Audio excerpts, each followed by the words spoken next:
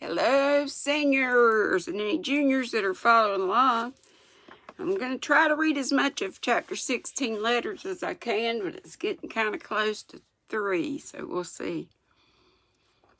It is called, if I didn't already say it, I probably just did, 16 is letters.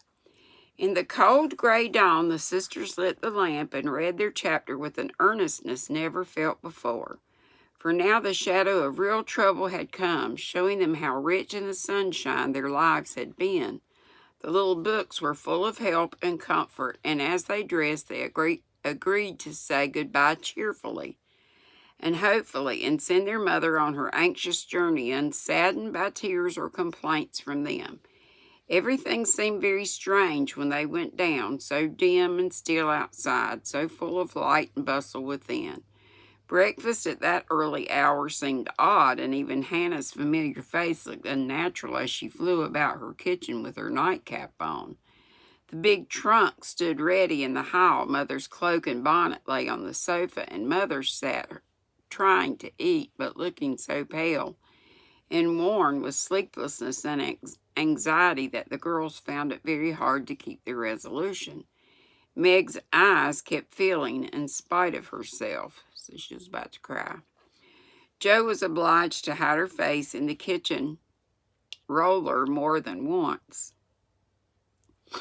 and the little girls' young faces wore a grave, troubled expression, as if sorrow was a new experience to them.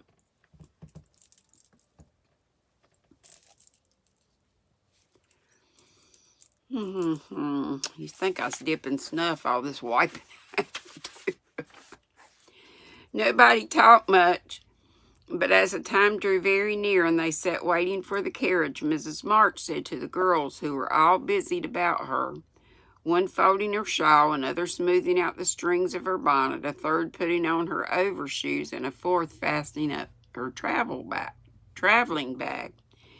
Children, I leave you to Hannah's care and Mr. Lawrence's protection. Hannah is faithfulness itself, and our good neighbor will guard you as if you were his own. I have no fears for you, yet I am anxious that you should take this trouble rightly. Don't grieve and fret when I'm gone, or think that you can comfort yourselves by being idle and trying to forget. So on with your work as usual, for work is a blessed solace. Hope and keep busy, and whatever happens, remember that you never can be fatherless. Yes, Mother. Meg, dear, be prudent. Watch over your sisters. Consult Hannah, and any perplexity, go to Mr. Lawrence. Be patient, Jo. Don't get despondent or do rash things. Write to me often and be my brave girl, ready to help and cheer us all. Beth, comfort yourself with your music and be faithful to the little home duties. And you, Amy, help all you can. Be obedient and keep happy, safe at home. We will, Mother, we will. The rattle of an approaching carriage made them all start and listen. This was the hard minute, but the girls stood it well. No one cried, no one ran away or uttered a lamentation, though their hearts were very heavy as they sent loving messages to Father, remembering as they spoke that it might be too late to deliver them. They kissed their mother quietly, clung about her tenderly, and tried to wave their hands cheerfully when she drove away. Laurie and his grandfather came over to see her off, and Mr. Brooke, remember he was going with Ma. Mr. Brooke looked so strong and sensible and kind that the girls christened him Mr. Greatheart on the spot. Goodbye, my darlings. God bless and keep us all, whispered Mrs. March as she kissed one dear little face after the other and hurried into the carriage. As she rolled away, the sun came out, and looking back, she saw it shining on the group at the gate like a good omen. They saw it too. They saw it also, and smiled and waved their hands. And the last thing she beheld as she turned the corner was the 4 bright faces, and behind them, like a bodyguard, old Mr. Lawrence, faithful Hannah, and devoted Laurie. How kind everyone is to us, she said, turning to find fresh proof of it in the respectful sympathy of the young man's face. I don't see how they can help it, returned Mr. Brooke, laughing so infectiously that Mrs. March could not help smiling. And so the long journey began with the good omens of sunshine, smiles, and cheerful words. I feel as if there had been an earthquake, said Joe, as their neighbors went home to breakfast, leaving them to rest and refresh themselves. It seems as if half the house is gone, added Meg forlornly. Beth opened her lips to say something, but could only point to the pile of nicely mended hose that lay on Mother's table, showing that even in the last hurried moments she had thought and worked on them. It was a little thing, but it went straight to their hearts, and in spite of their brave resolutions, they all broke down and cried bitterly. And their hose are their stockings. Hannah wisely allowed them to relieve their feelings, and when the shower showed signs of clearing up, she came to the rescue armed with a coffee pot.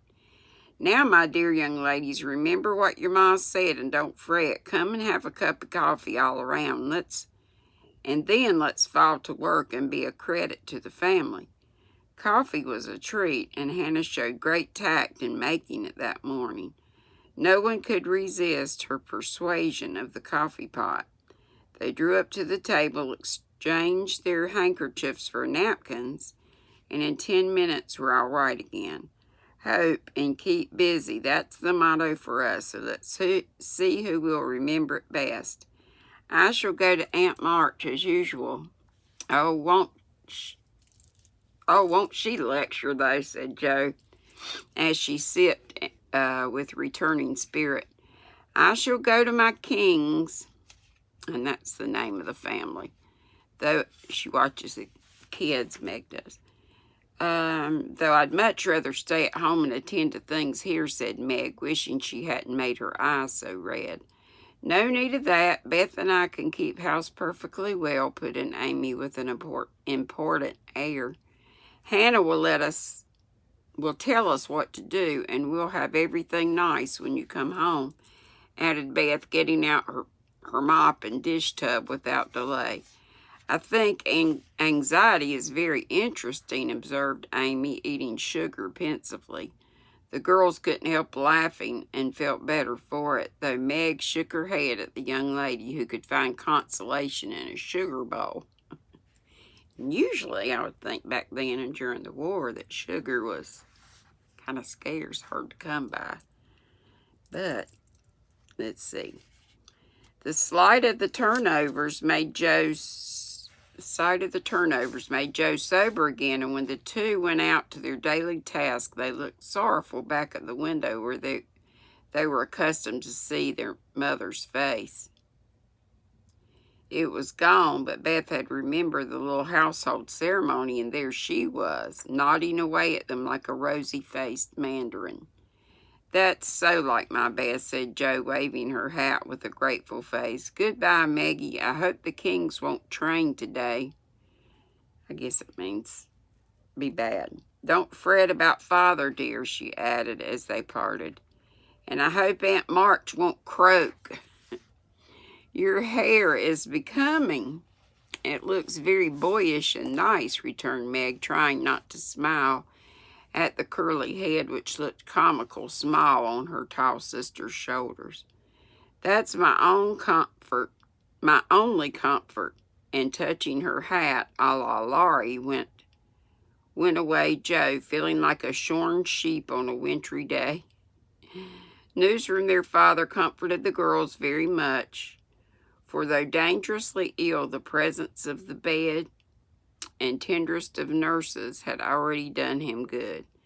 Mr. Brooks sent a bulletin every day, and as head of the family, Meg insisted on reading the dispatches, which grew more and more cheering as the week passed.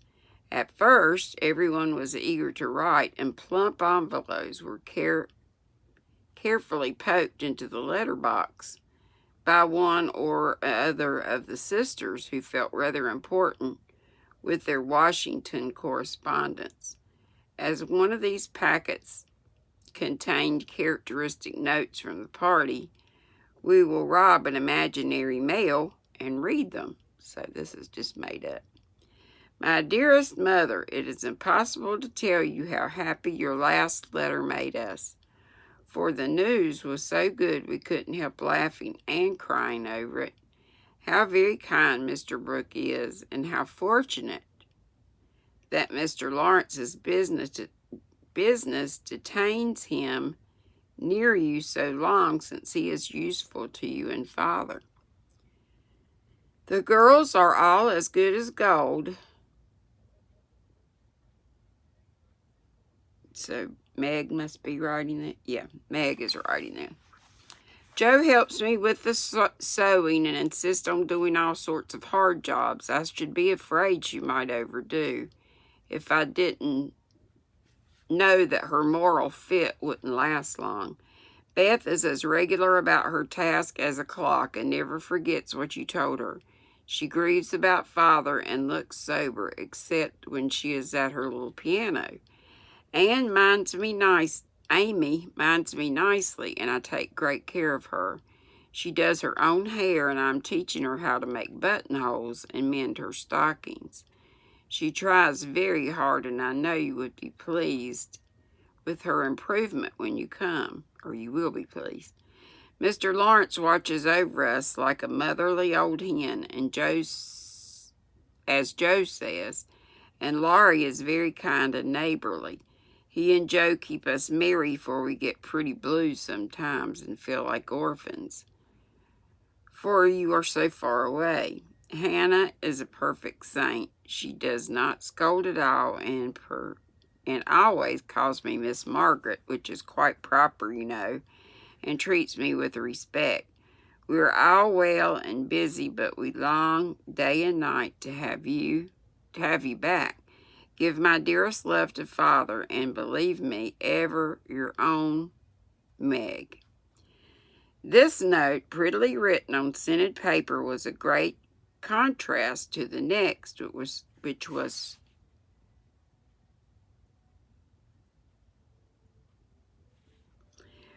scribbled on a big sheet of thin foreign paper, ornamented with blots and all manner of flourishes and curly-tailed letters.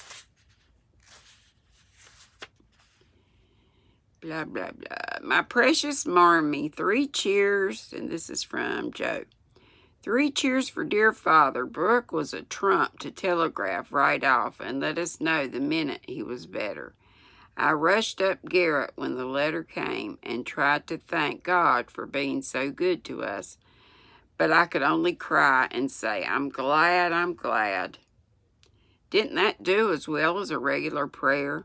For I felt a great many in my heart. We have such funny times, and now I can enjoy them, for everyone is so desperately good. It's like living in a nest of turtle doves. You'd laugh to see Meg head the table and try to be motherish. She gets prettier every day, and I'm in love with her sometimes. The children are regular archangels, and I'm Joe. Never shall be anything else. Oh, I must tell you that I came near having a quarrel with Laurie. I freed my mind about a silly little thing, and he was offended. I was right, but didn't speak as I ought, and he marched home, saying he wouldn't come again till I begged pardon. I declared I wouldn't, and got mad. I lasted all day. I felt bad and wanted you very much. Laurie and I are both so proud it's hard to beg pardon. But I thought he'd come to it, for I was in the right. He didn't come. And just at night I remembered what you said when Amy fell into the river. I read my little book, felt better, resolved not to let the sun set on my anger. So don't go to bed mad. Make up with whoever you have a quarrel with. And ran over to tell Laurie I was sorry. I met him at the gate he was coming for the same thing. We both laughed, begged each other's pardon, and felt all good and comfortable again. I made a poem,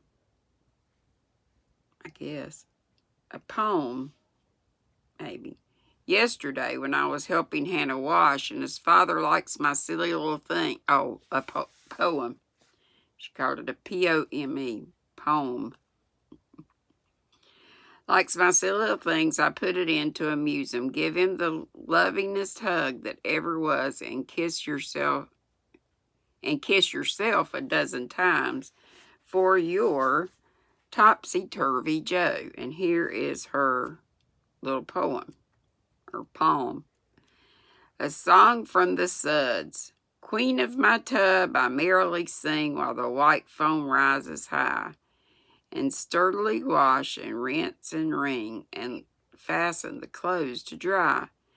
Then out in the free air they swing under the sunny sky.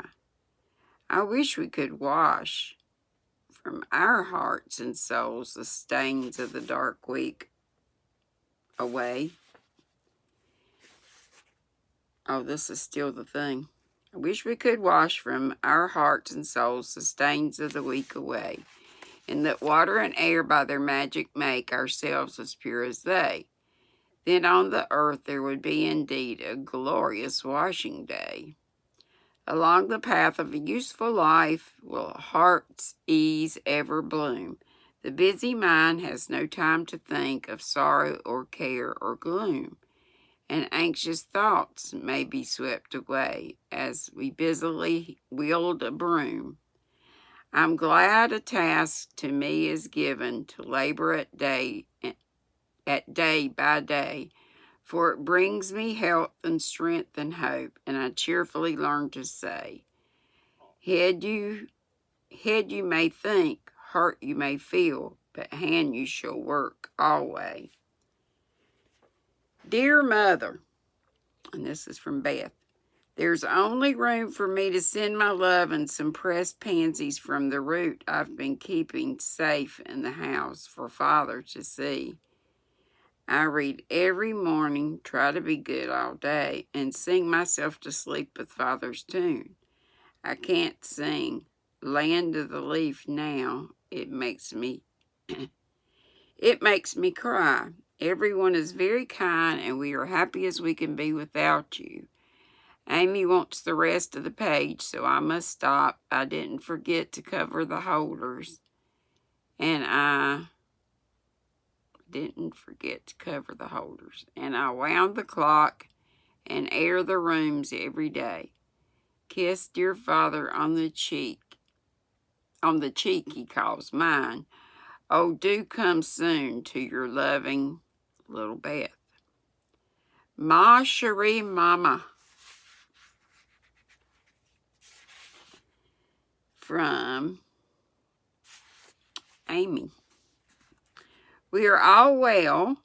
I do my lessons always and never corroborate the girls. Meg says I mean contradicts. Contradict.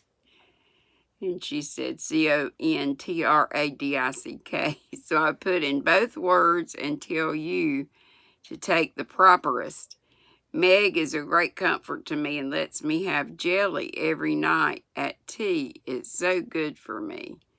Joe says because it keeps me sweet-tempered. Laurie is not as respectful as he ought to be. Now I'm almost in my teens. He calls me chick and hurts my feelings by talking French to me very fast when I say merci or bonjour as Hattie King does. The sleeves of my blue dress were all torn out and Meg put in new ones, but the full front came out wrong and they are more blue than the dress. I felt bad but did not fret. I bear my troubles well, but I do wish Hannah would put more starch in my aprons and have buckwheats every day. Can't she? Didn't I make that interrogation? I guess it's supposed to be interrogation. Point nice. Meg says my punctuation and spelling are disgraceful, and I am mortified. But dear me, I have so many things to do, I can't stop. Adieu. I send heaps of love to Papa. Your affectionate daughter, Amy Curtis March. Dear Miss March, I just drop a line to say we get on first rate. The girls is clever. This is from Hannah. The girls is clever and fly around right smart. Miss Meg is going to make a proper good housekeeper. She has the liking for it and gets the hang of things surprising quick. Joe does beat all for going ahead, but she don't stop to calculate first. And you never know where she's like to bring up. She done out a tub of clothes on Monday, but she starched 'em afore they was wrenched, and blued a pink calico dress till I thought I should have died of laughing. Beth is the best of little creeters and a sight of help to me, being so foreminded and dependable. She tries to learn everything and really goes to market beyond her years. Likewise, keep accounts with my help keep quite wonderful. We have got on very economical so far. I don't let the girls have coffee only once a week, according to your wish, and they keep 'em on plain, wholesome victuals. Amy does well about fretting, wearing her best clothes and eating sweet stuff. Mr. Lowry is as full of dittos as usual and turns the house upside down frequent. But he heartens up the girls, and so I let 'em have full swing. The old gentleman sends heaps of things and is rather wearing, but means well, and it ain't my place to say nothing. My bread is riz, so no more at this time. I send my duty to Mr. March and hope he's seen the last of his pneumonia. Yours respectful, Hannah Mullet. And this is from Colonel Teddy, head nurse or head nurse of ward number 11, or it could be 2 in the Roman numerals. All serene on the Rappahannock. Troops in fine condition. Missionary department well conducted. The Home Guard under Colonel Teddy always on duty. Commander-in-Chief General Lawrence reviews the Army daily. Quartermaster Mullet keeps order in the camp. So Quartermaster Mullet is Hannah. And I guess Home Guard Colonel Teddy. I wonder if that's Mr. Lawrence. Okay, let's see. Salute of 20, let's see, keeps order in camp, and Major Lyon does picket duty at night. I guess that's Laurie. A salute of 24 guns was fired on receipt of good news from Washington. An address parade took place at headquarters. Commander-in-Chief sends best wishes, in which he is heartily joined by signed Colonel Teddy. And this is, I guess that was Laurie. Maybe that was Laurie. And this is from James Lawrence. Dear Madam, the little girls are well. Beth and my boy report daily. Hannah is a model servant, guards pretty Meg like a dragon. Glad the fine weather holds. Pray make Brooke useful and draw on me for funds if expenses exceed your estimate. Don't let your husband want for anything. Thank God he is mending. Your sincere friend and servant, James Lawrence. And that's the end of chapter 16. So let's mark it. If I can find the bookmark that I just left. Oh, here it is. Yay! And I hope you guys are having a nice Saturday. And I will see you in about 15 minutes for live at 5. So who knows when you'll watch this, but For me right now, it's 15 minutes till time to go live. Yippee at 3. I love you guys. See you soon. Be sweet. Don't be ugly. Bye.